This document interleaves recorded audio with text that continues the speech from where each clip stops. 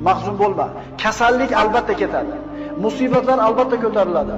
Gunohlar kechiriladi, qarzlar uziladi, mahbuslar ozod bo'ladi. G'oyiblar, ketganlar albatta qaytib keladi. Osiylar tavba qiladi, albatta yomonlar jazosini oladi. Mahzun bo'lma. Mahzun bo'lma. Modomiki odamlarga yaxshilik qilar ekansan, albatta mushkullalaring hal bo'ladi. Chunki odamlarga yaxshilik qilishlik inson o'zining mushkullarini hal bo'lishiga sabab bo'ladi. Mahzun bo'lma.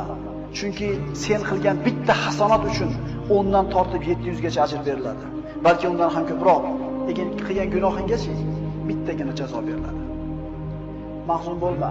Senda eng katta ne'mat bor. Chunki sen tavhid kalimasini aytganlardansan. Ahli qiblasan, musulmonsan, qo'lingni duoga ko'targan kishilardansan. Sen mahzun bo'lma. Mahzun bo'lma, chunki sen hayotning yengil og'ir, issiq sovuq, faqir boy holatida ham foyda ustdasan. Rasul aytgan-ku, mo'min ish ajablanadi. Qanaqa kun kelmasin uni foydasiga. Yaxshi kun yetsa Allohga shukr qiladi, savob oladi. Mashaqqatli kun kelsa sabr qiladi, yana savob oladi. Bu faqat kimga berilgan? Mahzun bo'lmaydi musulmon odam. Mahzun bo'lma. Axir senda Qur'on bor, zikr, duo bor. Axir senda namoz, amr ma'ruf, sadaqa, boshqa savobli amallar bor. Boshqalarda yo'q bu narsa. Kim xohlardi dunyoda iymoningni berasan, dunyodagi hamma xohlagan narsani beraman desa, qaysi mo'min xohladi shu narsani?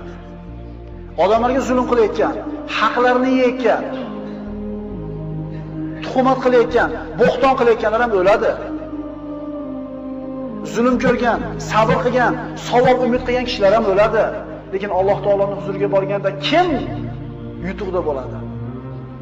Dunyo hayoti vaqtincha. Ad-dunya sa'a fajal xato degan Rasululloh. Dunyo 1 soatlik umr bor yo'q.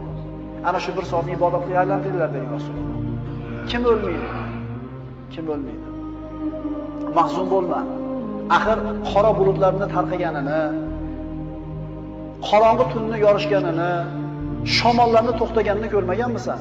Inshaalloh mashaqqatlaring rohatga, hayoting yorug'likka, kelajaging ne'matga to'lib boradi. Inshaalloh.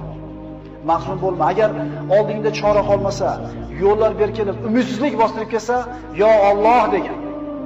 Mahzun bo'lma. Agar musibat, baxtsizlik, xavotir kelsa, yo Alloh degan. Mahzun bo'lma. Agar keng dunyo tor bo'lib ketgan bo'lsa, ishlar og'irlashsa, yo Alloh deb nido qilgin. Mahzun bo'lma. Agar oldingda ishlar yopilsa, yo Alloh deb nido qilgin. Odam boshiga qiyin kun tushsa, tashvish bostirib kelsa,